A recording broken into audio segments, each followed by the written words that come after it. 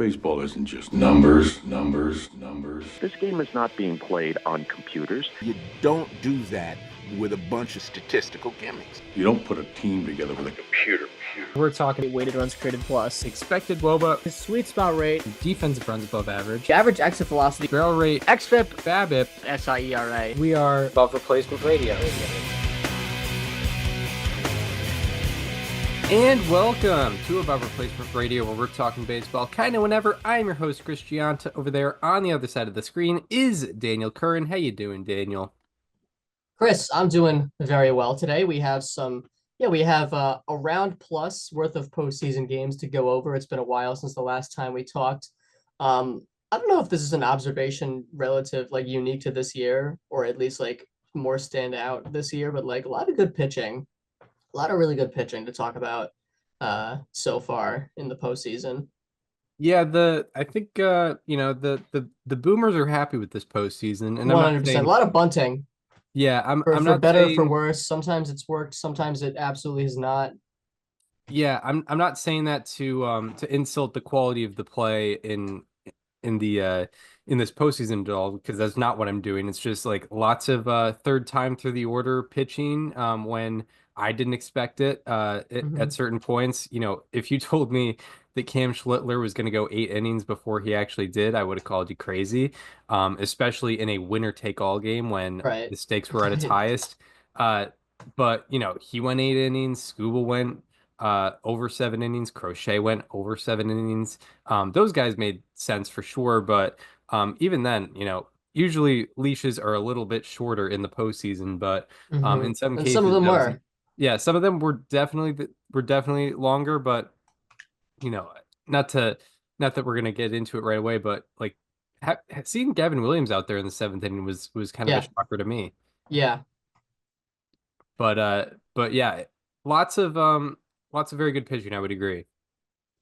Yeah, absolutely. So I guess we could just get straight into it here. Obviously, the first wild card series that we're going to talk about, we're going based on the order in which they played on the first day and the second day. The Tigers and Guardians. This was a series that, I think all is forgiven with the Tigers at this point, right? I mean, they blow the 15.5 game lead in the division, and the only thing that you could criticize is maybe they could have been home for this series. Maybe they could have had the 1 seed, whatever. But ultimately, I think really none of that matters at this point. They beat the Guardians 2-1 in this series. Yeah, let's get into game 1 first, obviously. And the storyline was very clear in this one. It was Tarek Skubal. Yes, indeed. He was definitely the most valuable player of that game. He went 7 2/3 innings pitched. He allowed 1 run, 3 hits, 3 walks, 14 strikeouts, had a 46% whiff rate, 39% called strike and whiff rate. And then to break down the more complicated number, 83.7 mile per hour average exit velocity against. 7 of his 11 batted balls against had a -10 launch angle or lower. Wow. If you're wondering what that is, that's very low ground balls and very low hit probabilities. That's crazy. Partially because of that, one batted ball, he only allowed 1 batted ball with an expected batting average above 340. 1 batted ball with a hit probability above 34%. So I mentioned the 14 strikeouts. That was the first 14 strikeout game in the playoffs since 2019 by an individual pitcher. Garrett Cole did it against the Rays in ALDS game 2, against Tampa Bay. And out of 120 playoff starts with 100+ pitches thrown in the StatCast era, his expected batting average and expected slugging against on Tuesday ranks 3rd lowest. So Guardians didn't do a whole lot of damage, nor were they supposed to, based off of the quality contact they had against him and the amount of strikeouts and walks they had against him. And also he had he was the 4th pitcher since 2008 with 26+ whiffs in a postseason game. And then on the other side, Gavin Williams had a very good performance as well. He threw 6+ innings, allowed 2 runs. Neither of them were earned. And he allowed 1 walk, 8 strikeouts, He faced 24 batters, which was shocking to me. I proclaimed that, Guardians starters were not going to face more than 18 batters in this round. I was proven wrong immediately, by a long stretch. But yeah, what did you think about him going out for the seventh? Yeah, I mean, it was cool. Like, I mean, I kind of predicted I had the Guardians winning the Scooble game because I thought Gavin Williams would maybe not max Scooble, but definitely keep them in the game. And I think that is what he did, right? I mean, was it a 1-1 game when Williams left, Yeah, I'm pretty sure. right? Am I remembering that correctly? Tuesday feels like so long ago now.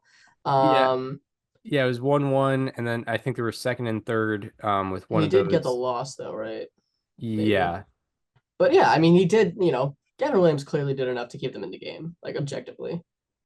Yeah, Yeah, he he gave up the leadoff double to Green, and then there was the error. Yeah, by the way, both Detroit runs in this game scored because of errors. The first inning, there was the ball that was booted in right field by Jonathan Rodriguez that allowed for Torkelson to have his RBI single come with a guy on second rather than a guy on first.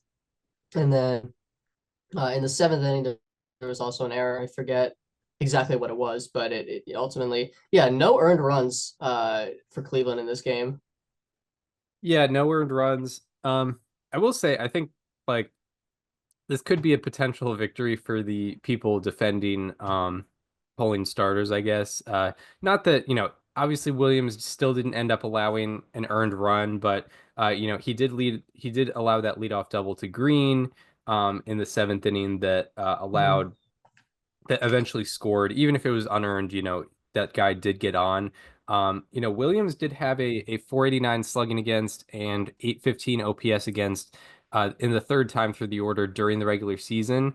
And, the Guardians bullpen, when they went out there that game, was really good. They went three scoreless innings, only allowed one base runner, and and got five strikeouts. So, I do wonder if the Guardians, if the Guardians take it to extra innings, if Stephen Vogt pulls Williams earlier, potentially like after the sixth inning.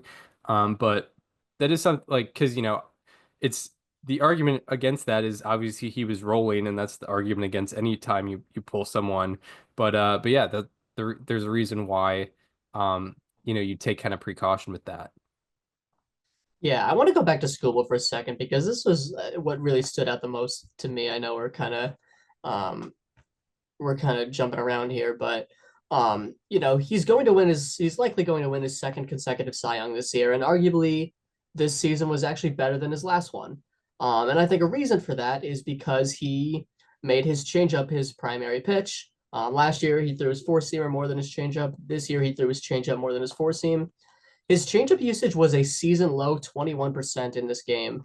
And yet we're looking at 7 2/3 with 1 run and 14 strikeouts. Like, no matter what his arsenal is in any given game, he is still good enough against any lineup to go out and do what he did. And I get that Cleveland is not exactly, despite being a playoff team, the best lineup, but I mean, like, you can sit on something with Scooble and he's just gonna throw you something else and be as dominant. It's like I don't know how many pitchers you can really say that for in today's MLB. Yeah, absolutely, absolutely. And it's not like I'm looking at the lineup he faced. I don't think he didn't look like he faced a really lefty heavy lineup necessarily. No, Um they put Jonathan Rodriguez at cleanup. yeah, right. That's the only reason because, obviously you throw less changeups against the hitter that is on the same side as you, like right-handed hitters throw less changeups to right-handed pitchers throw less changeups to right-handed hitters and vice versa. But yeah, it's that wasn't even the case on Tuesday, but yeah, he still went out there and dominated. And yeah, he is one of those rare pitchers where, if he was forced to eliminate his potentially his best pitch, you still feel kind of fine um about what he's gonna do out there. But yeah, it was vintage Scooble. I know he wasn't facing the best lineup, but he did what he was supposed to do. And beyond that. Yeah, absolutely. Like yeah, even he even with the Guardians lineup being as underwhelming as it was, I think he still outperformed what he was supposed to do. Even as a guy who's going to be a two-time Cy Young um, in a month. But yeah, Yeah. so yeah, Tigers win game one, 2-1. On a Yeah, they went on a bunt, which, good for them. Yeah. They did that. And then game two, it was pretty competitive for most of the game, and then the Guardians had a 5-run eighth inning where Two five homers, I believe. um wait, what was that? Two homers in the inning, I believe. Yes, two homers, I think two-run Rocchio homers, Rocchio and and Bo Naylor. Bo Naylor, yes. Rocchio and Bo Naylor both went yard. Um, 5 out of 6 Guardians batters reached base in a span of that inning. All of them scored, so that put them up 6-1. Tanner Bybee had himself a good outing with 4 2/3 innings pitched, 1 run, 5 hits, 3 walks, 6 strikeouts, a 34% whiff rate, and 33% called striking whiff rate. And obviously, if you're aware, those are both significantly above league average. And another story of the game was the Tigers' offense in situations. They went 1 for 15 with runners in scoring position. They struck out 7 times, and they also only had a 101 expected batting average with runners in scoring position. Usually 1 for 15, you expect a little bit of BABIPery going on, and maybe there was slightly, but not that much. They were not, necessarily hitting hard line drives into gloves. They were really struggling with runners in scoring position in terms of making contact or making quality contact on Wednesday. But yeah, what were your kind of thoughts on what the Guardians were able to do in game two? Yeah, I mean, it was maybe like game, right? You game on home runs basically because it was a 3-run home run from Naylor. It was a solo shot from Rocchio, and that was obviously most of the runs. I mean, that was the classic Guardians bullpen game, right? Like you have Sobrowski, Gaddis, Heron, Jacob Junis, Cade Smith coming in for what, 4 1/3, and just doing what they did. No hits allowed, no runs, 2 walks, 4 strikeouts. Like that's a Guardians win if I've ever seen one, from the pitching side at least. Yeah, that's exactly how they drew it up for sure, for sure. And yeah, just needed a big inning, and that's what they got. And I guess they didn't even need the big inning, but they really only needed, you know, 2 runs to win that game. But yeah, they ended up winning 6-1. So yeah, that was definitely a good win. Anything more before we want to go on to game three? Yeah, we can just kind of jump Roll through these, through. I'd say, and maybe just talk more about like the series outcome overall. Yeah, so yeah, in game three, Jack Flaherty has a good performance, goes 4 2/3, allows 1 run, 3 hits, 2 walks, and strikes out 4. And the Tigers kind of changed their tune overall offensively. They went 5 for 12 with a 38% line drive rate with runners in scoring position on Thursday in game three. And yeah, they ultimately win the game 6-3. They had themselves, a very big inning, in I think the seventh or eighth. But yeah, I mean, Tigers take it in three. Um, and to look at kind of the series contributors, Kerry Carpenter put up a 1071 OPS.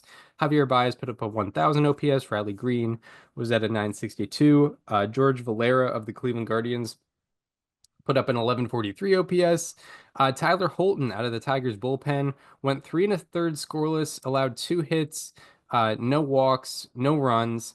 He struck out 2 and had a 78% ground ball rate, so he was the king of the low quality contact. Will Vest also uh, had a very good 2 appearances in this series. He went 3 scoreless innings, allowed 1 hit, no walks, 2 strikeouts, and he allowed no batted balls between 6 and 64 degrees, which means he was either giving up a really high pop up or a ground ball. So good on him.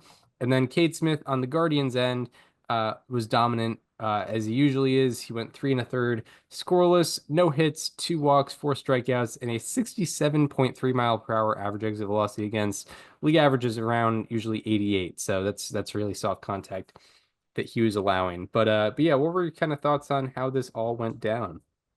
That seventh inning from the Tigers like was really, really impressive. And it took out so much of the frustrations that Detroit fans had had prior.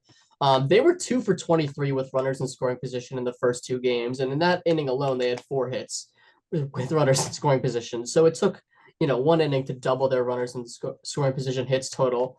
But that is such a major, like that's how you would do it. Like I would almost rather they have done that than hit like 4 solo home runs in that inning.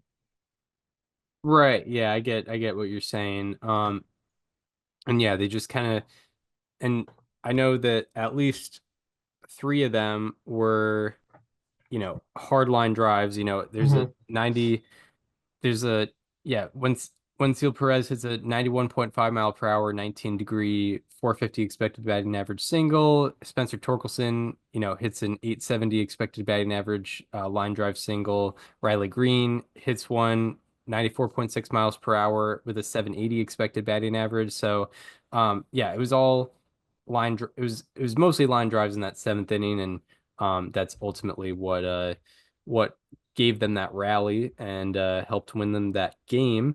And yeah, that's situational hitting.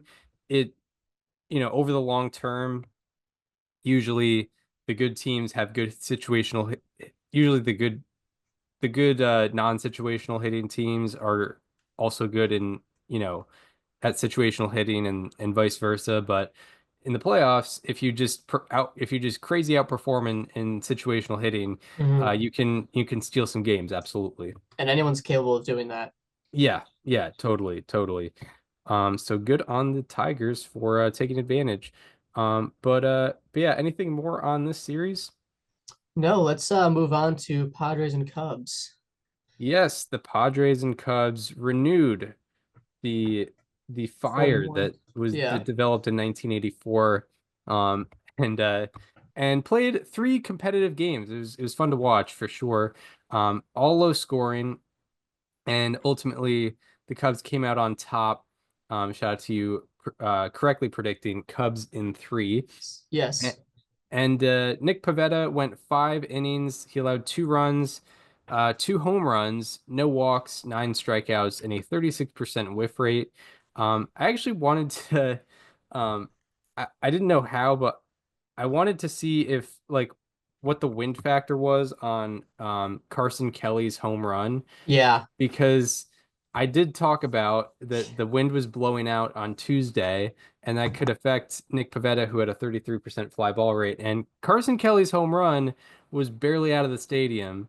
It was basically into the basket, Yeah, and I feel like it like wouldn't first or have second been row. out if there was no wind at all. So Right. can't the Suzuki home run would have been out. There could have been a hurricane coming the opposite way. It would have gone out of Wrigley. But the Carson Kelly home run, that um that was barely out. But yeah, Pavetta gives up 2 home runs, ultimately hurts them. But it was a classic Pavetta start. He allowed 2 home runs, but he struck out 9 and allowed no walks. The Cubs bullpen was absolutely dominant. The Cubs bullpen faced 14 batters and got all of them out and struck out 4 of them. So good on them. Um, and I guess an error in the Padres' ways. They only pulled 21% of their batted balls in the air, which was 12 percentage points below the 2025 regular season average at 33%. And they also pulled only one of their 6 fly balls, and that pulled fly ball was only hit 71 miles per hour. So there weren't a lot of threats to hit the home run in uh in in Tuesday's game against the Cubs for the Padres, and it resulted in no home runs for them, and they only scored one and lost 3-1. But yeah, anything you wanted to add for this game here? Yeah, I mean, what a performance from the Cubs bullpen. I wasn't really sure about Craig Counsell taking Matthew Boyd out at 58 pitches, but clearly I was wrong. 14 up, 14 down from Daniel Palencia, who looked nasty, Drew Pomerantz, Andrew Kittredge, and Brad Keller. Um, yeah, I mean it's crazy. It was an absolutely incredible outing. Yeah, not something we expected necessarily. We didn't see. I would say if you told, oh, well, to be fair, this did kind of happen in game two, but if you told me, there's a bullpen that's going to go 14 up, 14 down, I'm like, yeah, that's going to be the Padres. And they kind of did that in game two, not to the certain same degree, but the Padres bullpen obviously had a very excellent game too. Yeah, Uh, right, with exactly. with the 3 2/3 inning start from Cease. But yeah, it was a very impressive outing from the Cubs bullpen. Yeah, completely. Yeah, we knew the Cubs' strength of this series was going to be their lineup, or we figured it would be their lineup. But their pitching ultimately kind of showed up. And I know it takes two to tango. The Padres' offense was not very impressive throughout the series, unfortunately, and they weren't really impressive throughout the season. They were below average offense, so that is part of it. But the Cubs' pitching definitely was a pleasant surprise. Um, so moving on to game two, Dylan Cease goes 3 2/3 scoreless, allows 3 hits, 1 walk, 5 strikeouts, or strikes out five. And he had a 41% whiff rate and 35% called strike and whiff rate. The Padres bullpen follows that up with a unbelievable collective performance, goes 5 1/3 scoreless, allows one base runner, and strikes out six, or maybe they allowed two base runners because I forgot that Mason Miller hit a guy. So I think Dude, that Miller inning was crazy. The 104 on the black. it's I, Like I don't want to overdo this trope, but 104.5 miles an hour, and it was on the black for a I strikeout. wanted I wanted to quote that and say like, yeah, the rising strikeouts rates are because of the hitter's approach. It's really Yeah, yeah, it's really right. that. Right. It's not because pitchers got better. Pitchers are the same. Like I watched baseball in the late 2000s. Pitchers were doing that. Yeah, they were hitting 104, absolutely dotting it for a called strike in a two Yeah. strike count, by the way. Yeah, absolutely. Just casually out of the bullpen, just doing that. But yeah, no, Mason Miller faced six batters and struck out five. What if I told Yes. you that's also not even his best pitch? Right, yeah, his slider Is is objectively better. better by results. Yes, yes. And he had a 60% whiff rate in that in those two innings, or in those six batters faced. It was pretty unbelievable. Like it was to the point where, like, you watch the game and maybe you're kind of off in your own way. By the third batter, I was locked into what he was doing because of how um absolutely absolutely dominant he was looking. And I guess from an offensive perspective, shout out to Manny Machado with the 2-run home run that provided some quality insurance for them. But yeah, this was ultimately about the Padres bullpen and also some quality innings that Dylan Cease provided. Um, on to game three, the decider, the winner take all game. Um, and yeah, I guess this was kind of ultimately decided by starting pitching, as Yeah. Jamison Tyon did a very good job, went 4 innings, allowed no runs, 2 hits, no walks, 4 strikeouts, also put up a 38% called strike and whiff rate, which is kind of uncharacteristically good for him. Yu Darvish, unfortunately, did not have a great outing. He went 1+ inning, allowed 2 runs, 4 hits. He struck out one of the 7 batters that he faced. And yeah, the Padres did not really show up offensively. They went 0 for 8 with runners in scoring position. And they one of their 8 batted balls with runners in scoring position were line drives. And shout out to the Cubs, doing their thing. They had a 600 BABIP as a team, which was the highest for any team in a postseason game since at least 2008. But yeah, what did you think about what happened in game three? This was really just a incredible outing from the Cubs bullpen throughout the series, and no, I'm not counting Shota Imanaga. Um, I think Brad Keller got left in there a little too long. There was obviously that questionable strike call to Xander Bogaerts, but yeah, I mean, I was very impressed with the Cubs bullpen this entire series and in general. Yeah, definitely some low scoring affairs across the board. Um, Yu Darvish, tough outing. Tough, tough. It's his final gift to the city of Chicago. Almost brought them a Cy Young. Was a very good pitcher for them. I don't really remember who was he traded for. Anything good? I forget. I wanted to I wanted to add to that, but nothing came off the top of my head. I'm going to his reference page. That's right. It was Darvish and Caratini. They of Zach course D. Oh, Owen Casey. Okay, that could be something. Okay, so this Zach maybe Davies. isn't Yu Darvish's final gift to Chicago because Owen Casey is actually like supposed to be good. Oh, okay. Good for him. He's a Um, prospect. He did debut nice. this year, the right fielder. Nice. Oh yeah, he's consensus or he was number 77 on Baseball Prospectus this Yep. year, number 54 on MLB.com. Um but yeah, low scoring. It definitely like, we knew going into it was going to be, what strengths are going to come out more? Is it because the strength of the Padres was their pitching, the strength of the Cubs was their hitting? Um, Wow, the hitting team won. Crazy. Yeah, who would have thought? Um, but not that that happens all the time, but I figure it's at least 50-50 um going in either direction.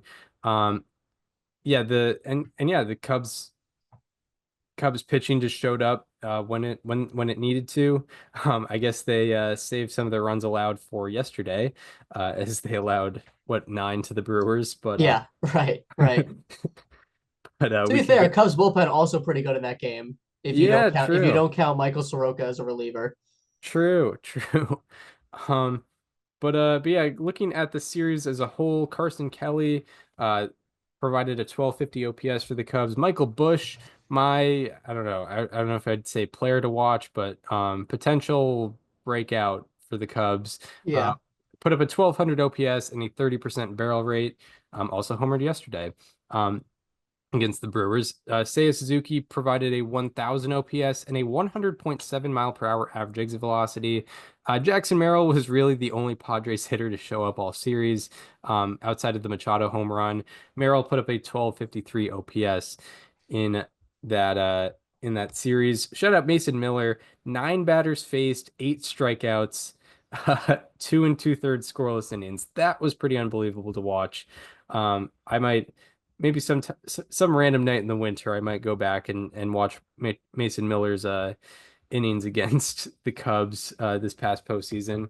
And Adrian Morejon, he did an excellent job for the Padres. He went 4 1/3 scoreless, allowed 2 hits, no walks, 2 strikeouts, put up a 67% ground ball rate against and 78.7 mile per hour average exit velocity against. And then Drew Pomeranz, one of the best comeback stories of this season. He went 6 up, 6 down for the Cubs bullpen. And the last note I put is I wanted to like I I wanted to open a dialogue. What's the term? Open a dialogue? You want to have, yeah, something like that. We're gonna have a dialogue is the meme, I think. Yes, yes. Why is Luis Ariz hitting second? It's ridiculous. What's going on here? Aaron Judge hit second. Juan Soto hit second. Kyle Schwarber yesterday, he hit second. Why is Luis Ariz hitting second? At best, He had a barely above average OBP this season, 327. at best, even in a weaker Padres lineup, at best, I think he was their fifth best hitter. I think Manny Machado and Fernando Tatis Jr. were obviously better hitters. Jackson Merrill, I thought, is a better hitter, and Ryan O'Hearn, I thought, is a better hitter. And then there's arguments for other players as well, um, for being better hitters. I don't get the management there. He should be batting maybe sixth. I think leadoff would be a little bit more excusable, but lineups usually around baseball are kind of heading towards putting your best guys at the number 2 in the lineup, at number 3 in the lineup. I guess it, ends up producing a little bit more runs. And this year, the highest OPSs in terms of batting order positions came out of the 3 and 2 spots, respectively. And so, why would you put your at best fifth hitter uh, at the number 2 spot? And Luis Arraez did get unlucky this postseason, he had like a 315 expected batting average, but only hit 182. But still, he, you know, he's not a threat to get any extra base hits whatsoever. I don't know if I don't think he's gotten an extra base hit in the playoffs since 2019. And if I wanted to go back to what he's done in the postseason, which is something that the Luis Ariz lovers, are gonna hate. But since the start of 2020, Luis Ariz in the playoffs has a 179 batting average and 385 OPS. And by the way, a 179 slugging percentage because he has zero extra base hits in 14 games. Um, I just don't like there should be more criticism of Mike Schilt putting Luis Ariz at number two in the lineup at this point. Maybe in 2023 it would be excusable. He had a 393 on base percentage that year. As you mentioned, he has a barely above league average on base percentage this year. It was 327. And he's not a threat to get extra base hits. He should be batting like sixth, in my opinion. And he was batting second the whole time. I think that disrupted the flow of the Padres offense, and I think that kind of hurt them a little bit. And he ended up only having a 364 OPS during this series. I'm not going to say that I disagree with you. I would agree that he shouldn't be hitting second, but if we're also going to be fair here, like Tatis and Machado went 2 for 22 in this series. Like I don't know if you can really say Arise was the one that disrupted the flow of the Padres offense when Fernando Tatis Jr. out of the leadoff spot gave you nothing. And Yeah. Manny Machado outside of one home run gave you nothing. Like this was really Jackson Merrill, maybe Xander Bogaerts, and Freddie Fermin were the only Padres that showed up offensively in this series. Jake Cronenworth didn't get on base at any point. Gavin Sheets, 167 with a 334 OPS. Ryan O'Hearn wasn't very good. Like, I'm not going to say I disagree with you on Arise. I think we should be a little more fair and acknowledge that you should also expect more from the other four better hitters in the lineup that outside of Merrill really didn't do anything. Yeah, no, I definitely see what you are saying there. I think more just for me, like, if you told, I think it would be more expected that Luis Ariz was not going to perform. It was more expected that Ariz was going to perform the way he did For than sure. Tatis was going to perform the way he did. So like I think, going into it, guys like you and me who don't actually like work in baseball knew, figured that this was a bad idea. And also, with Jackson Merrill doing as well as he did, I think he was batting like fifth or fourth or fifth throughout the series, if I'm not mistaken. Right. Um, he probably could have gone up, and I don't know if that would have transferred to any runs, but I don't think Mike Schilt put the team in the best position to win there by putting Luis Ariz number two in the lineup. But yeah, I think it's more just not necessarily uh, an evaluation of how the Padres lost this series, but just a flaw in, like, is it 1992 still? Like, why are we Right. doing this? It's it's kind of ridiculous. And I know it didn't, I don't think it necessarily cost them the series at all, but I think it's something that slightly hampered their ability to score runs. Um, but is very avoidable, by the way. But yeah, anything more on the Padres Cubs series? No, I don't think so. All right. Now on to the rivalry between the Red Sox and the Yankees. Yeah. This was not fun. Well, it started out fun. Tuesday was awesome. Yeah, Tuesday was great. Um, Garrett Crochet went 7 2/3, allowed 1 run, 4 hits, no walks, 11 strikeouts. It was the first playoff start in Red Sox history with 10 plus strikeouts and no walks. Max Fried, he went 6 1/3, allowed 4 hits, no runs, 3 walks, 6 strikeouts, a 69% ground ball rate, and 81.2 mph average exit velocity. So he was a soft contact king, a ground ball king on Tuesday night. He gets pulled at 102 pitches what did you think about the discourse on this decision here? Because I didn't even know. Like, I watched it on recording. I went on social media and I saw the phrasing of the quote unquote Boone decision when he was at 102 pitches. What did you think about all that? I think both managers got a little too much flack in this series between Cora and Boone for various reasons. No, I thought that was the right decision. I don't know. I think you should expect a little more than 0 outs recorded for Luke Weaver. I don't know if that's a crazy take or not, but like I think you can point your blame towards the reliever who didn't record an out before the manager who brought out a guy to face a batter in the seventh. He only had to record 2 outs, by the way. He didn't. It's not like he started an inning. Like he literally had to record 2 outs. So he got 0. Yes, against the number 8 and number 9 hitters, by the way. Yeah, yeah. Um, He walked Sid on Rafaela, who for a reason found out how to take pitches in this series. yeah, no, I mean, I I want to like blame Weaver for walking Rafaela, but he put up It an was an excellent incredible at bid bat. Well, to for. be fair, he saw 3 pitches in the zone that in that 11 pitch at Oh, bat. okay. Yeah, Yeah. he did. Like he Yes. like he eventually walked on ball 8. Okay, yeah, right.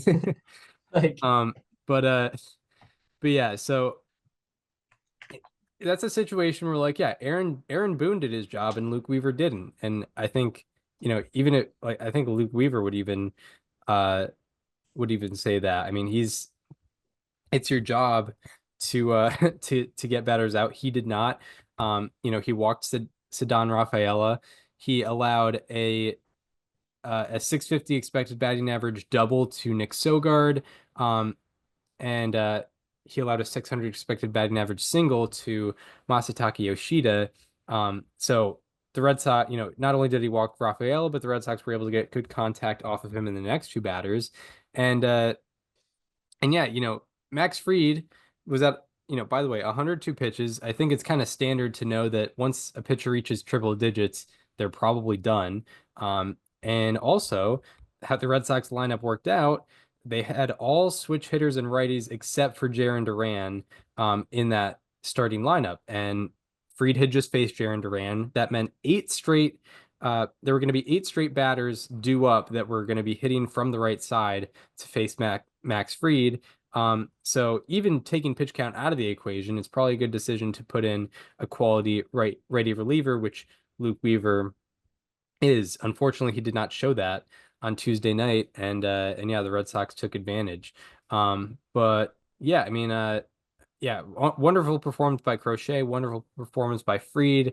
I think really it just comes down to the Yankees bullpen just did not do their job necessarily. But yeah, any more thoughts on game one? no, I mean that Crochet outing was just it was incredible. It's somehow not even the best pitching performance of the series, Right, which yeah, is right, crazy. exactly. But yeah, it was pretty assuring just like knowing how big this past offseason was and knowing how big that addition was. It's like, yeah. And by the way, this guy's only 26. He's going to be doing this for us hopefully for the next 6 or 7 years. Um, and then game two rolls around. I didn't put very many notes for this one because it was just it kind of showed it for itself. It was a very good game, very good entertainment value. It went back and forth. Ultimately, they win. Ultimately, the Yankees win on a what was the weirdest single of all The time. single from Wells, yeah. Jazz R- was stealing on the pitch and he went first to home. Yeah, I mean that was the play of the game for sure. Um, and yeah, each team kind of fought back and forth. The Yankees bullpen put up a very good performance. They went 3 scoreless innings, only allowed 2 base runners, and struck out 3. Any particular thoughts on game two? I mean, I thought this was a winnable game for the Red Sox for Mm, sure. yeah. Like I think of like the ball that Jarren Duran dropped on Aaron Judge in like the 6th inning or whatever it was that eventually gave the Yankees the lead. Should have been caught. Like he was just a bad read. He shouldn't have had to dive for it. It was just not good. And then the play where Jazz Chisholm makes the diving play, throws the first, the ice. Like Nate Eaton should have been going all the way. It was 2 outs, and he was rounding third as Chisholm was making the throw. There's literally I don't see how you could have hurt from going home. Either they get the out at first, or you're safe at home, and it doesn't matter, or you're just safe at home. Like he was not getting thrown out there, even if throw was online to Rice. And Yeah. if those two things happen, it's a 4-3 Red Sox lead in the bottom of the ninth. Yeah, I forgot about that specific play, but yeah, I remember watching that and was like, as soon as that ball got away, I was like, oh great, that's gonna be a run for the Red Sox, and it wasn't, unfortunately. Um, and yeah, I wanted to let me just go back to what inning that took place in. Wait, game two. Um, The seventh inning, I think. seven. Um, yeah, bases loaded were in the seventh. Yeah. Um, yeah, it takes place in the seventh inning, tie game, 3-3, and yeah, Trevor Story eventually flies out to center. Um, on I think if I recall correctly, that might have been a pretty deep fly ball. Yeah, it was. Yeah, it was hit 393 feet. It was just to the wrong part of the park. Um, but yeah, the Yankees win that one. And then it is two rookies going against each other in game three with Schlittler and then Connolly early as the Red Sox unfortunately lost Lucas Giolito for the playoffs. He faced an elbow issue. He was probably going to start that game three if it wasn't early. But yeah, the story of the game is what Cam Schlittler did in his 15th career MLB start. He went 8 scoreless innings, allowed 5 hits, no walks, 12 strikeouts, put up a 36% called strike and whiff rate, 84.3 mile per hour average exit velocity against, and it was the first playoff start in MLB history with 8+ scoreless innings, 12+ strikeouts, and 0 walks. Not even an age filter in that one. That's how good that was. What did you think about what Cam Schlittler was able to do? Yeah, it was incredibly impressive. The thing that I had feared about Schlittler as a Red Sox fan going into this game was because the Red Sox had never seen him before, and they're not a team that hits velocity very well. And pretty much every single fear that I had came to light. Like it was exact worst case scenario what I could have imagined happening simply because of those two facts. Um, but yeah, I mean he was great. Like, and it's not even like he was dotting too many pitches. There were definitely a few, but like a lot of the swings and misses were very much in the strike zone, like hard at the plate or near it. And the Red Sox just didn't have an answer. Yeah, that's definitely what it seemed like. It just seemed like he was just overpowering. He used his four seamer 47% of the time Yeah. on Thursday, and he averaged 98.9 on it. You know, that's like prime DeGrom right there. And even even taking comparison out, like just 98.9 speaks for itself, and that was his average. He maxed out at 100.8. And on his fastball specifically, he had a 40% called strike and whiff rate, and a 42% whiff rate. That's very, very high for a four-seam fastball. Mhm. Um, and yeah, it just, I do recall just watching the game, and it wasn't like it wasn't like he was just throwing it, in those shadow zones necessarily. It just seemed like he was challenging the Red Sox hitters to hit it, and they just could not. A lot up in the zone, which is what you want from a high velocity fastball, and yeah, just blowing it by guys. Literally a 42% whiff rate on that four seamer, and yeah, life's a little bit easier when you average 98.9 on your four seamer. Um, but yeah, and I guess we could get into um the other starter who did well but got unlucky. Mhm. Connolly early. He went 3 1/3, allowed 4 runs all in the same inning. Three of them were earned. He allowed 6 hits, 1 walk. He struck out six. He had a 32% called strike and whiff rate. On the night, he allowed a 333 batting average against, but a 196 expected batting average. He also allowed a 444 slugging percentage and a 305 expected slugging, and also had a 7.36 ERA and 0.68 FIP on the night. That's a vast difference, 7.36 and 0.68. In that fourth inning, unfortunately, just some ground balls through the hole. A very bloopy double that just found perfect spot.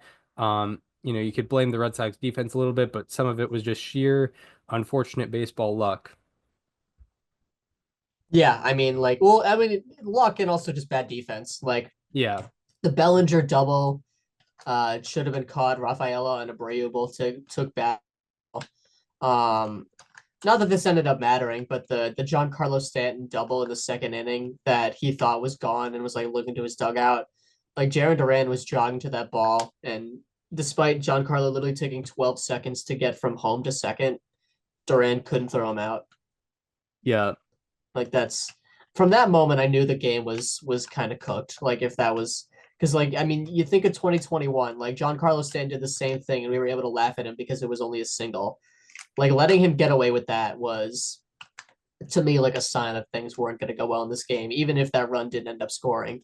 Um, yeah, like it was bad. Defense just didn't come to play. Like ultimately, like my takeaway in this series is the Yankees wanted it more.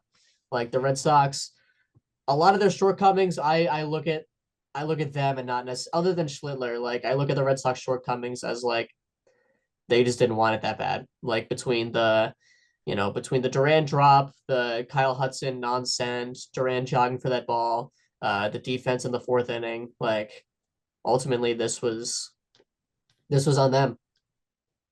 Right, right. And you could even point to offense a little bit. I mean, Oh, for sure. you strike Even in out the first two games, 13 they scored times. 6 runs total in 3 games. Right, yeah, and yeah, in the final game you strike out 13 times in however many out of however many plate appearances. I think it was like 20 um 24 plate appearances. Mm-hmm. Yeah, I mean, like you strike out about half the time. Um, yeah, I do wonder what's going on there, but yeah, looking at the series as a whole, Ben Rice put up a 1,000 OPS for the Yankees. Masataka Yoshida had a nice series for the Red Sox with an 1143 OPS. Trevor Story also with a 1,000 OPS and 22% barrel rate. But yeah, definitely a fun watch. I guess if you were a neutral fan or Yankees fan, as a Red Sox fan, that was a tough way to end it. Tough way to end a season. Blowing a series lead to a rival. But yeah, I mean the silver lining for the Red Sox is that I think they will be back next season and hopefully many seasons to come. Yeah. Yeah. Uh, yeah, I don't really think I have much more to say on that series. Speaking of things we don't have much to say on, the Dodgers and Red series. Yeah. Um, I mean, look, we as tempting as it was to overthink the series, we didn't, and for once, the Dodgers made it pay off. Yeah. Yeah, it was yeah, and it was like the same exact two games for the most part. Yeah, the Yeah. Reds did lead in the after the first thing in game two. Yeah, That was and pretty cool. part of me like wanted to get excited like, "Oh, this could be a competitive game." And then and yeah, I think it quickly got turned around on them unfortunately. Yeah, Um there just isn't much to say here. yeah, the Dodgers offense absolutely dominated the Reds pitching staff. The Dodgers slashed 370, 440, 667 for an 1107 OPS. 39% of their fly balls were pulled. League average is around 26%. That helped them to a 6.7% home run rate. That is very, very high. The 2025 regular season league average was 3.1%. So the Dodgers were homering at over double the rate of the 2025 regular season average. Yeah, They were doing that. Not that this guy had a homer, but Mookie Betts did have a 1,700 OPS throughout the series. He went six yeah, for nine with, I think, three doubles. Um, Teoscar Hernandez absolutely dominated with an 1,100 slugging percentage and 1,500 OPS. Nothing like seeing a guy who kind of underperformed in the underperformed in the regular season just absolutely make up for it in the hmm postseason, and that seems to be exactly what Teoscar Hernandez is doing. And then Shohei Ohtani continued his excellent performance with a 1,000 slugging and a 1,400 OPS. Blake Snell had a great performance as the starting pitcher for the Dodgers. He went 7 innings, 2 runs, 4 hits, 1 walk, 9 strikeouts, a 49% whiff rate, and 41% called strike and whiff rate. Out of 588 playoff appearances with 90 plus pitches thrown in the pitch tracking era, Blake Snell's start on Tuesday had the 6th highest whiff rate. So Not bad. probably, yeah, around top 1% of whiff getting in terms of playoff performances since 2008. And then the next night, Yoshinobu Yamamoto delivered another gem with 6 2/3 innings, no earned runs. He did allow 2 unearned runs, but no earned runs. He allowed 2 walks, 9 strikeouts, and had a 37% called strike and whiff rate. Yeah, it was kind of just what you would expect to happen between the Dodgers and Reds in a playoff series. Yeah, it was shout out to the Reds. They kind of kept fighting. They did have some situations in both games, late in both games, where I think they loaded the bases and were a threat to make the game close, but ultimately they did not. Yeah. I mean, it was exactly how this series was predicted. Not that I'm gonna like pat not that we're gonna pat ourselves on the back for predicting Dodgers in 2. But yeah, for once they did make us have to overthink the series. Yeah, right. We went to the beach and we found sand. The, Yeah, the yeah, Dodgers exactly. the Dodgers and I Reds faced guess off. yeah, I guess shout out to the Reds for uh not sucking enough to get in. Yeah, right. For Um, just yeah. for just 500 in their way enough Do you think into the the Mets would playoffs. have been more competitive?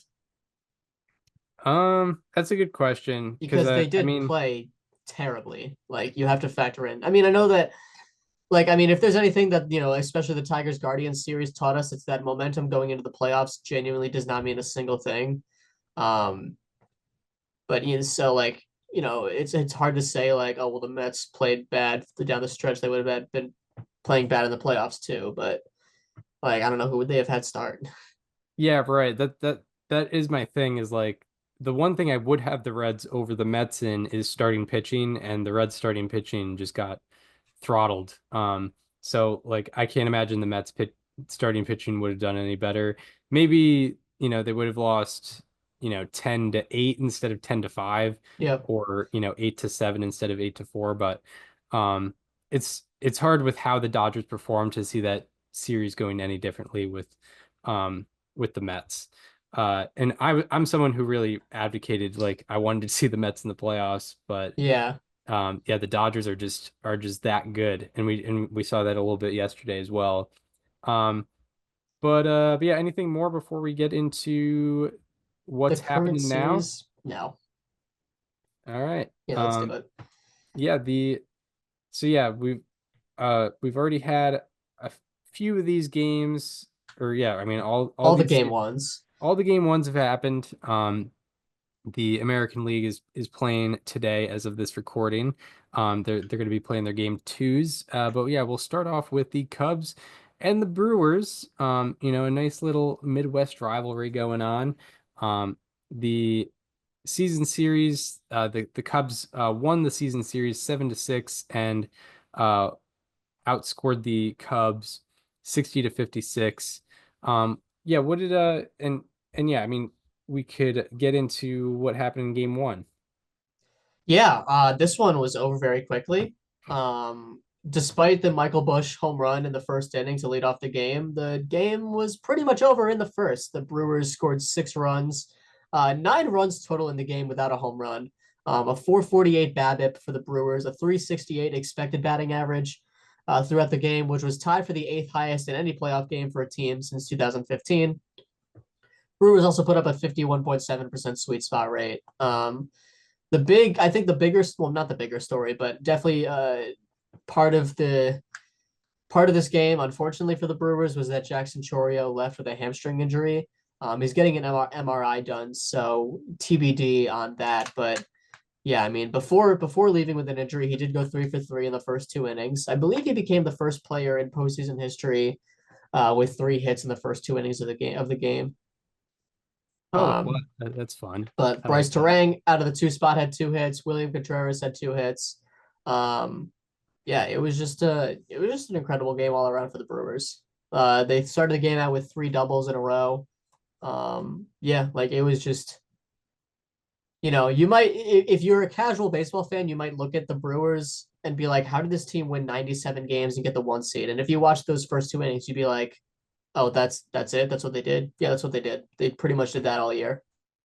I was about to say the Brewers won yesterday exactly how they've been winning all year. Yeah, Uh, but runners in scoring position, yes, exactly. big moments. Yeah, And yeah, uh very good sweet spot rate as you mentioned. Um but yeah, I mean, I don't know if 7 for 17 with runners in scoring position. so did you have like any predictions for how the series would go, or and were they altered at all by what you saw yesterday? Yeah, I was gonna take the Cubs in 4, and yeah, I think this definitely does alter it. Yeah, I still don't know. This is a tough one because I don't know, like the Brewers have let me down too many times in the playoffs, but yesterday genuinely did seem different.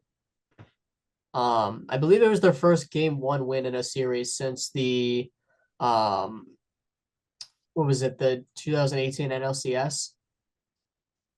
Yeah, that would be it. No, Right no, after sorry, 2021. They beat the Braves in game 1 and then lost 3 straight. Oh yeah. Yeah. But yeah, I mean that was the Cubs number 1 guy. Like they're really concerning in general. So if Boyd couldn't get out of the first, I don't know who's going to perform well in that rotation. Where are the Brewers going to start in the next games? I don't think they've announced their starters yet. Yeah, it's a lot of they have a rotation of like number two, number three guys. Priester and Quintana, among others. Chad Patrick. Yeah, I feel like Priester should definitely be an option. Hmm. But yeah, I had Brewers in 5 heading into it. I think I'll stick by that. I think the Cubs will make it competitive, I especially with might I might Mooney. join you. You got Brewers in 5? Yeah, I might join you. Originally, I was gonna go Cubs in 4, but yeah, I might go ahead and join you there. Yeah, we'll make an amendment. Um, on to Yankees and the Blue Jays. The Blue Jays are World Series champions. Champions. Um, That's Joe Carter. not Yeah, not yet. Maybe they will be. no, they still need 10 Um, more wins. they still need 10 more wins, but they did win yesterday. They won 8 times against the Yankees during the regular season and lost 5 times, and they outscored the Yankees 70-59 in the season series. They outscored them 10-1 yesterday. Uh, what did you have on the notes for game 1 yesterday? Yeah, I mean, this was another rough game for the Yankees bullpen. The Blue Jays got most of their runs in the 7th and 8th innings. They had 9 hits and 8 runs scored against Luke Weaver, Fernando Cruz, and Paul Blackburn. They did hit a couple solo home runs off of Luis Gil, Vlad Jr. in the first, Alejandro Kirk in the second. And speaking of that Alejandro Kirk home run in the second, it registered at an 84.7 mile per hour bat speed, his third highest bat speed on any swing since 2023. So he really put everything he had into that one, and it was crushed. The Vlad Jr. one. I didn't think was going off the bat, or I wasn't sure was going off the bat. The Kirk one, like that. What was that, a 30 out of 30? 19 or so it was. Sorry, it was a 30 out of 30. Yeah, Um, yeah, right. 392 feet down the left field line. Yeah, and that was, I think, first pitch, so I guess it makes sense that he went all out on the swing. I think that was first pitch. Yeah. Um, but yeah, and then yeah, the Blue Jays just kind of continued um hitting in innings 7 and 8. They had 9 hits, 8 runs scored, and a 521 expected batting average. So it wasn't necessarily BABIP that was doing the job for them. They were earning those hits for sure. And the Blue Jays bullpen as a whole went 3 1/3 scoreless with 2 hits allowed, and 3 strikeouts. And Yeah, including well, I guess Gosman got the strikeout of Judge, but they got out of that bases loaded situation in the 6th with yes, 1 out. indeed. That was Um, big. that was big. Because yeah, looking at the scoreboard, you can easily be like, oh, that was blowout win, but it was competitive for most of the game, and Yeah. then Blue Jays broke out later. Um, and then yeah, it was the second Yankees postseason game with two or fewer strikeouts and 10 plus earned runs allowed. Um, and the other one was Game 7 of the 1960 World Series where they allowed, um, I think 11 or 12 runs, and it ended And on obviously a very famous yes. game in baseball history, the Bill Mazeroski walk-off. Yes, and it was the 11th such game in Major League Baseball postseason history. Two or fewer strikeouts and 10 plus earned runs allowed. And I'm sure, that's not a, I'm sure that hasn't happened a lot in, modern times with the strikeout rates No. increasing. Um, I have it pulled up right here. The last time it happened was actually last year. oh, wow. Yeah, it happened in the NLCS Game 5 between the Dodgers and Mets. I remember this one. Yeah, the Mets had a huge like hit parade. Yeah, right. But That makes before sense. that, the last time was 2005. Okay. Yeah, right. Exactly. Actually, believe it or not, the 1960 World Series was the first time it had ever happened. Ah, I yeah. know. That's where the unexpected part comes in. I would have Yeah. thought it happened for sure in like the I don't know, 20s, 30s, 40s, 50s. Oh, absolutely. Like yeah, the 30s for sure. Um, 30s, it should have happened like multiple times. if there were, multiple I rounds guess of there were less postseason games, but yeah, if there were multiple rounds of the postseason back then, I'm sure it would have happened a lot more, but I guess it yeah, just didn't happen it right, didn't have to do right. to do that back in Yeah, the 1960 World Series was the only time it happened before the LCSs became a thing. uh-huh. Yeah, interesting. Um Second but time was in 1971. but yeah, so I had Yankees in 4 before this series. What did you have?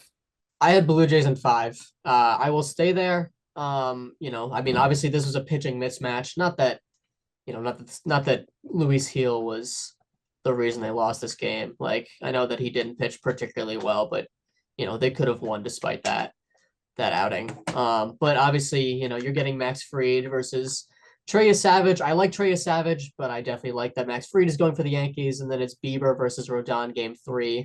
And I assume it'll probably go Schlittler versus Gosman game 4, and then Savage versus Fried game 5.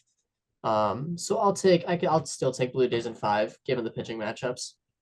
Yeah, I'll just stick with Yankees in 4, because I guess Okay. one of the weird things about how this postseason round is like, obviously the team with the bye is likely going to get the pitching advantage in game 1, Yeah. but then The wild the card team gets the pitching advantage basically every other game. yeah, for like the at least the next 2 and potentially the next 3 games. So, I do like how the pitching lines up for the Yankees upcoming, and also, if they just steal one on the road, um, I think they can close it out in the Bronx, in that postseason environment. So, I'll stick with the Yankees in 4. I do think they're the better team. It's not a result I'm rooting for once again, but it's what I think is going to happen. Um, but on to kind of the main event here, kind of the series that we're all paying the most attention to, and in my opinion, I think is kind of at least for me, not to besmirch the other two teams. This is kind of the NLCS for me. Um, I don't like not that I think that the team that wins the series is going to blow the other team out of the water, but I do think the two best teams in the National League are in this I was series. just say this feels like the NLCS. Yeah, right, exactly. But yeah, so Phillies Dodgers, it's starting at Citizens Bank Park. They the Phillies won the season series 4-2. The Dodgers actually outscored them 28-27 in that series. What did you see in game 1? Yeah, I mean this was a great game. This was like Christopher Sanchez up until the very end of his outing was awesome.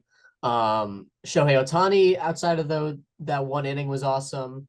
Overall for Ohtani, 6 innings, 3 hits, 3 runs, no walks, 9 strikeouts with 23 whiffs in 6 innings. Like he was way better than the innings and the earned runs alone would show. Obviously he didn't have a very good day at the plate, but I think he made up for that on the mound. Obviously, this was a late comeback game for the Dodgers. Kike Hernandez had a huge double, and then obviously Teoscar hit the massive home run, which had a 50-point swing in win probability. Probably the most impactful hit that we've seen so far in the playoffs. Yes, absolutely, absolutely. Because I think this game was pretty big for the Phillies. I mean, I feel like I don't know. I feel like there's just more pressure on, there's a lot of pressure on the home team of the LDS in game 100%. one. Because it's certainly, usually it is a pitching mismatch in some form. Not that, I think Otani would say No, I that wouldn't say this game was. not in this situation, but like, it's usually a number one versus a number three or a number one versus a number four in some instances. Um, not in the Cubs Brewers, it was the number one versus the number one, but it was the number one versus the number three. I think, the Phillies had the pressure on them. The Dodgers, they came back despite, giving up an early lead, uh, they shut it down for every inning beyond whatever the third or the fourth. And yeah, I mean this was a big win for the Dodgers, and I think this is really going to have a big effect on the series. Yeah, I mean this could be one that haunts the Phillies. This was a winnable game. Mm. Like the bullpen for one, I thought they left Sanchez out there too long. Um, I don't think he should have faced Kike there. Dude, the fact that the Dodgers, and I don't think they'll continue to do this throughout the playoffs, but the fact that they could go glass now to Sasaki in the eighth and ninth is so ridiculous. Yeah. Um, Yeah, I I like wonder if they stick with this and next year they just are like, you know what, Sasaki is actually the closer of this team.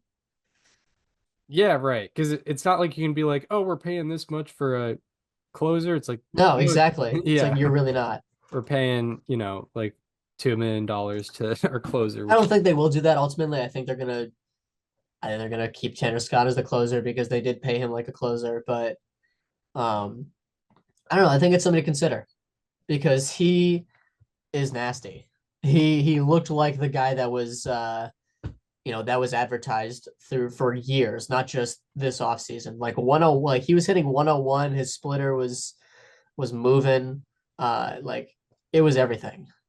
yeah, I guess to be fair, he did have the nasty stuff all throughout the year. He just was nowhere near the The strike velo was zone. like way down though. His velo was way okay. I didn't know that. Oh I yeah, his velo was like way down. I think I'm only recalling like the first two starts, but Well, he just couldn't find the strike zone was yeah, he the was big nowhere thing, near the right? strike zone. Yeah, when this kid throws strikes, he's actually pretty good. But Yeah, his four seamer throughout the regular season was averaging 96 miles an hour. right, right. So if you look at the regular season slash postseason, the pitch velocity was way up on the four seamer in last night. Yeah, Yeah, like his four seamer averaged no more than 98 miles per hour before he went down with the injury, and it's averaged 99.2, 99.1, 100, and then 100 point, or excuse me, 100.6, 100.1 since coming back in his four appearances, including playoffs. yeah, that's unbelievable. There So was there was something like comical to me about seeing Tyler Glass now come out of the bullpen, and I'm like, this is a lot of teams' number one starter if yeah, he's on right, their right. team. Even He's the eighth inning guy. not even just MLB teams, but like playoff teams. I mean, he would be the number one Cubs starter. He's probably the number one Brewers starter. Um, but he's just out here, he's a backup option in case someone gets hurt on the Dodgers. It's crazy. Um, Yeah, and yeah, right. I'm sure he'll get a start at some point, maybe when it hits best of seven or maybe I like was to say if they move series. on, I think he's the game four starter, but even then you could still go out of the bullpen for game one. Yeah, right. Exactly, exactly. But yeah, shout out to Tyler Glass now. And yeah, Dodgers get it done. I had Dodgers in four before this series, and I think that's still exactly how it's gonna go. How about you? Are we talking this series? Yeah, I was going to say Dodgers in four before, and I'll stay there. Yeah, yeah. Um, I would like the series to go five though. yeah, yeah. And I and If I had to pick one series to go five, it would be this one. right, for sure. And I've been singing the Dodgers tune. I don't need to see them win another World Series. I would like I'd like someone else to get their thing, and I think I would be more excited at the prospect of a deep red October run than the Dodgers doing what they're doing again. But I do think the Dodgers are objectively the best team in this playoff bracket. Um, and now on to the final series that we'll get into. Tigers and Mariners. Mariners won this season series in the regular season 4-2, and they outscored them 45-29. What were you seeing in game one? Very exciting game one. Very exciting game one. Yeah, The Mariners had, I believe, as a pitching staff, I believe had 16 strikeouts. So obviously not a lot of batted balls, but the Tigers did have a 37.5% line drive rate. They had a 54.2% sweet spot rate, the 15th highest for any team in a postseason game since 2015. Like I said, a lot of that is aided by the fact that they struck out a lot, but regardless, when they were hitting the ball, they were doing it in the right spots. This result to me, Chris, like changes the entire dynamic of this series. yeah, yeah, for sure. Because it goes back to that point that we're talking about is there is a how it lines up. There ends up being a lot of pressure on the home team of game one in these series. And if you don't win it, it really changes the course of everything. It does. Um, this is a winnable game for the Mariners, but the Tigers, they showed up. Their bullpen specifically, 7 innings pitched as this game went 11, 4 hits, 1 run, 1 walk, 4 strikeouts. To me, the big one single thing in this game, and the Mariners had plenty of opportunities to win this game.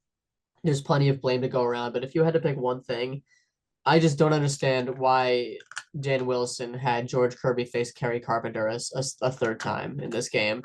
It was the top of the fifth inning with 2 outs. There was a runner on, and Kerry Carpenter came up with 2 outs.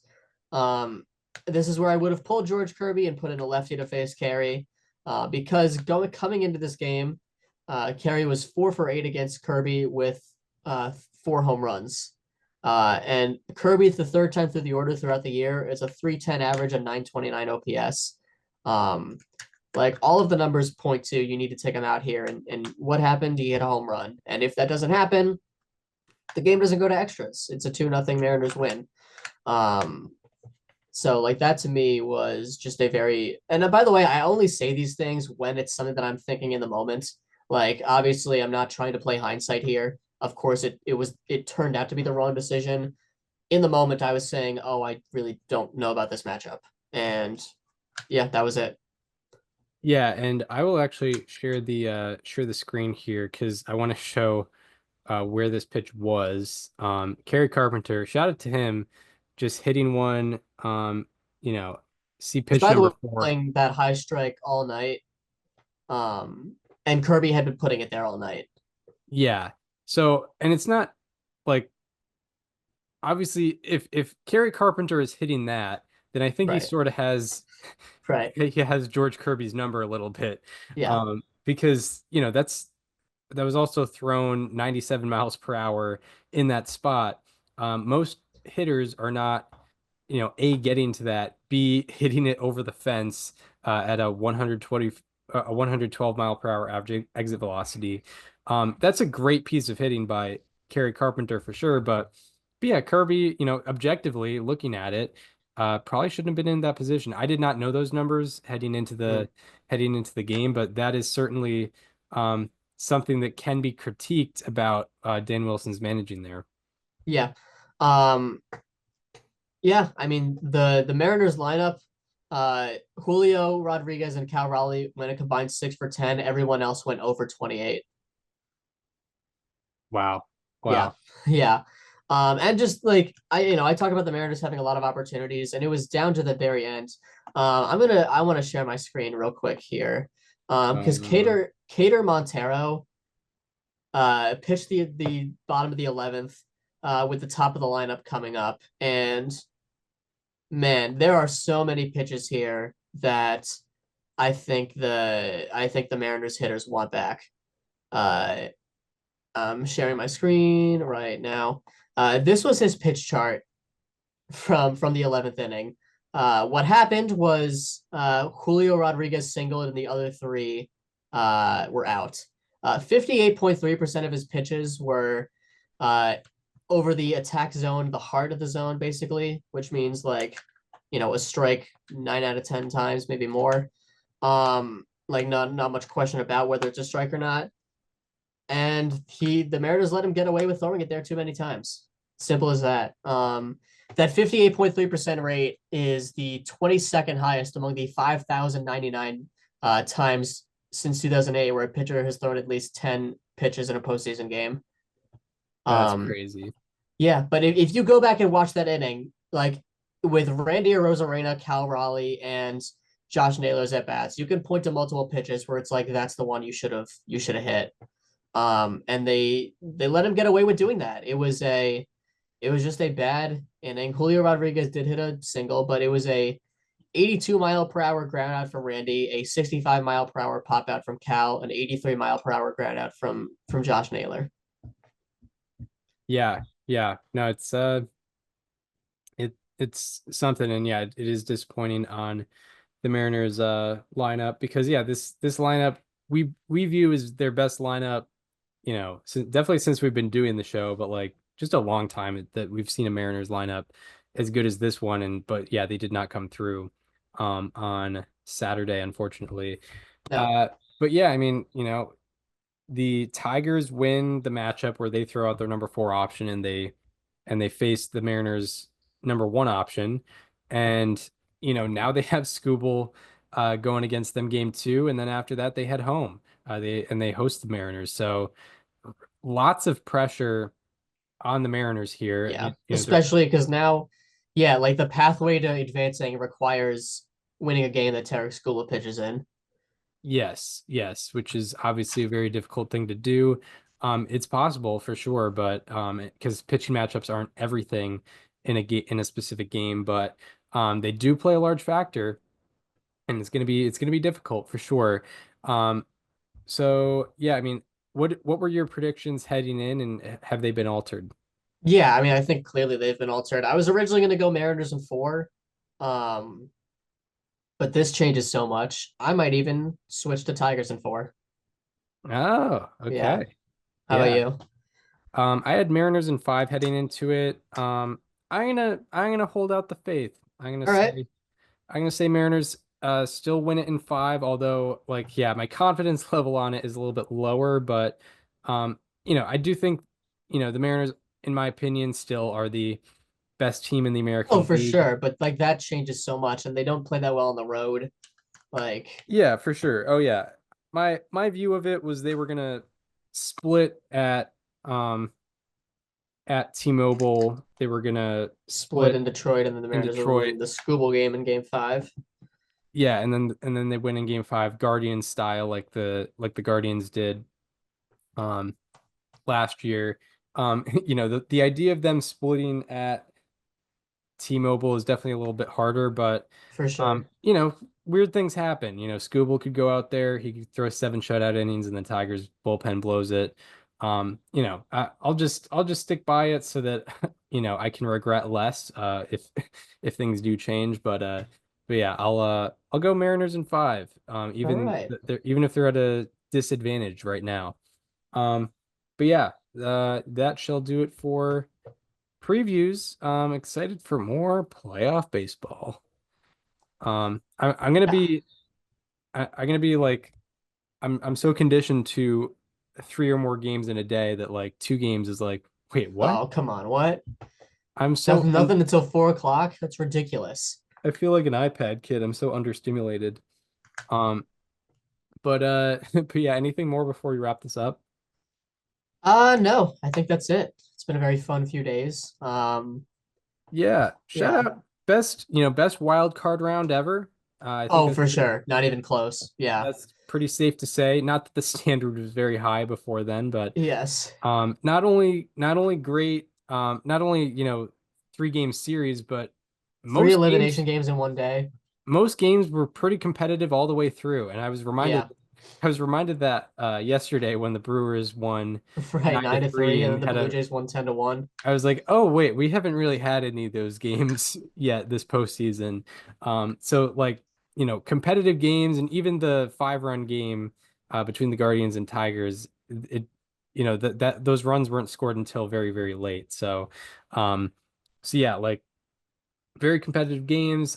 It's been a great viewing experience as a fan, whether, if you're a neutral fan or, even as a guy who uh who was rooting on the Red Sox this past week, I had a fun time watching baseball Yeah.